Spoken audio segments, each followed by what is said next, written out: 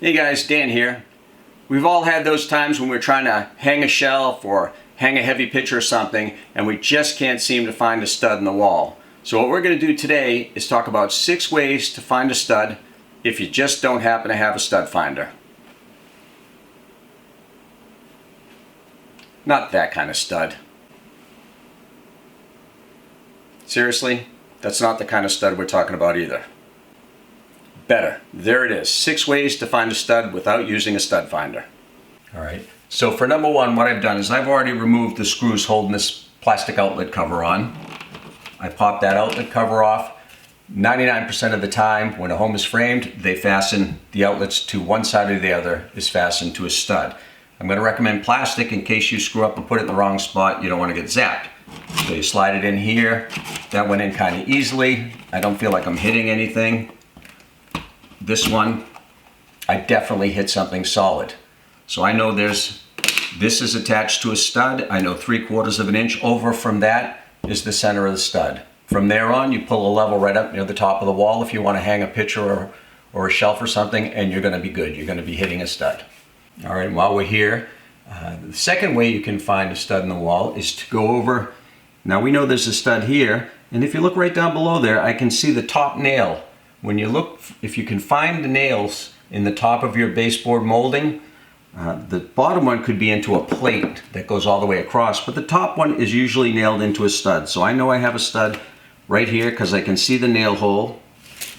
And then if I go over from there, 16 inches, 16-inch increments in either direction, I'm going to find more studs. So that's number 2. Okay, for number 3, we're going to go a little old school. The way we used to just find studs when we needed to, and you kind of have to get used to this, and you have to have a strong knuckle. If you're prone to bruising, do not try this at home. But we'll go along. We know this is in line with the outlet I just showed you, this box. So I know there's a stud here. And so just to show you,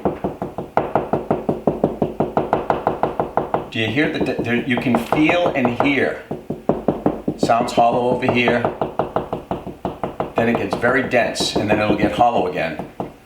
This takes a little bit of practice and a good ear and a good touch, but you can do that. Done it many times, like blindfolded, and found the studs in an entire wall.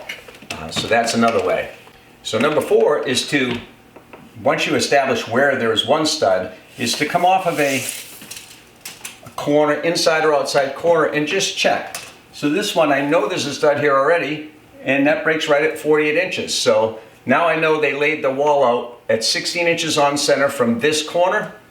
So now any place from that corner, if I want to hang a picture or something up here, I just know I mark it at 16 inches, and each 16-inch point will have a stud. Good solid stuff to hang things on.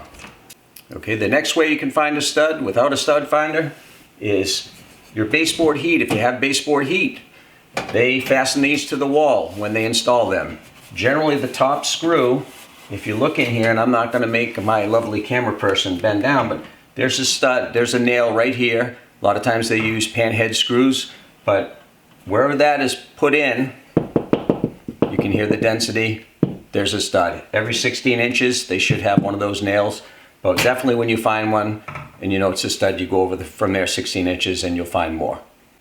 Okay. Another way you can find them is if you look for imperfections in the wall. If you have, it's harder with plaster, especially if they do a terrific job, but with drywall, sometimes you can actually see where the screws are. If there's an indent, it means the screw's still held in there. That's usually a good thing. That usually means that screw hit a stud, but the drywall didn't tape it properly. It didn't put enough mud in there. If the screw is popping or it's coming back through the drywall, it usually means they missed, so the stud is on one side or the other of that. You're not going to be able to see it with the clarity here, but that's just another way. Like I can see some here that I know, and I can tell by the density of the wall and the fact that it lines up with an outlet down here that there's a stud right here. There you go. You're free to start hanging shelves and pictures anytime you like, because you know that you will be able to find a stud even if you don't own a stud finder. If you did find this helpful, give us a like, subscribe to the page, share it, and reach out if there's anything you need help on. I do have an extensive background in construction, and I have a lot of friends that I'm connected with that have more experience. So any questions or any projects you have questions about how to handle something you run into, feel free to reach out. If I don't know the answer, I will put you in touch with someone that does. Have a great day, and we'll see you next Thursday. Oh, the other thing you can do while I'm here, because I'm getting old and if I bend up and stand up and down a lot, stop that. You know, you've seen the people that, scratch that. Today we're going to talk about, scratch that,